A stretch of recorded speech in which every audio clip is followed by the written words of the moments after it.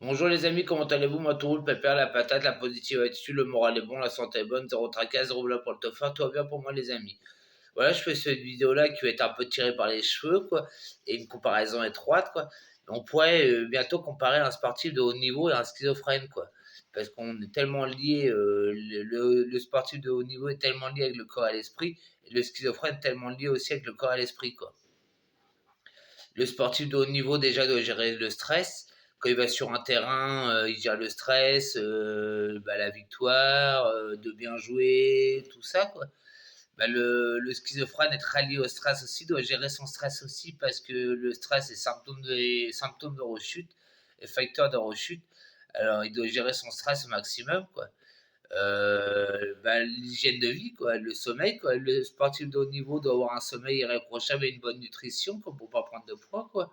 Et le schizophrène, c'est exactement pareil. S'il veut parachuter, il lui faut un sommeil. Et même moi, c'est la base, il lui faut un sommeil irréprochable. Peut-être pas irréprochable non plus, mais il lui faut un bon sommeil et une bonne nutrition. Quoi. C'est comme les médicaments appellent à manger. Il faut pas manger non plus que des féculents ou voilà, et, parce que la prise de poids. Quoi. Et les deux, ils font attention à leur hygiène de vie, quoi, le sommeil, la prise de poids, tout ça, quoi. L'estime de soi aussi, on pourrait comparer le sportif de haut niveau, le schizophrène, quoi.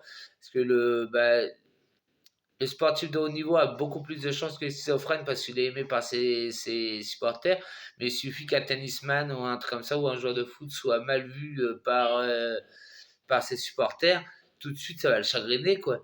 Et les schizophrènes souvent ont une mauvaise estime de soi quoi, parce que ils pensent que les gens leur veulent du mal, qu'ils les critiquent et tout ça quoi. Alors l'estime de soi c'est aussi un facteur quoi. On pourrait dire aussi le cadre, l'infirmier à l'entraîneur, le kiné, le coach mental, le sportif à ça quoi. Et le soutien familial, les supporters aussi pour le sportif quoi. Et le schizophrène, le psychiatre, l'infirmier, le psychologue, le soutien familial aussi, on revient toujours à la même chose, le soutien familial. Et on pourrait faire des multiples comparaisons. Il y en a des tas avec un sportif de haut niveau et un schizophrène, quoi. Euh, Comme la résilience, quoi. Quand un sportif il perd, il apprend de sa défaite pour essayer de remonter et d'aller mieux pour le prochain match ou le prochain entraînement d'être encore meilleur, quoi. La résilience, quoi, ça fait partie des grandes qualités de ça. Même le schizophrène apprend de ses erreurs. Quand il a fait une rechute dans la schizophrénie, avec la résilience, il apprend comment su remonter et devenir plus fort dans cette épreuve-là, quoi. Et il y a des multitudes de comparaisons. Alors, elle n'est pas si étroite que ça, ma comparaison, quand même, non plus, quoi. Voilà, on pourrait comparer. C'est peut-être un peu tiré par les cheveux, les sportifs de haut niveau, quoi.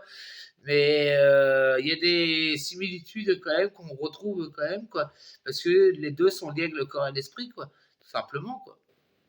Et c'est pour ça que j'ai réussi à trouver pas mal de métaphores ou de comparaisons sur le sportif de haut niveau, le schizophrène, quoi.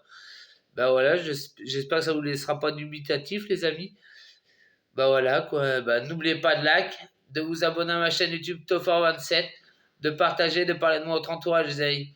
Et mille et une pensées d'amour envers vous et envers tous ceux qui me soutiennent. Et on est de plus en plus nombreux. Cela, c'est grâce à vous, les amis. Allez, boujou et boujou Normandie. Et prenez bien soin de vous, les amis. Boujou.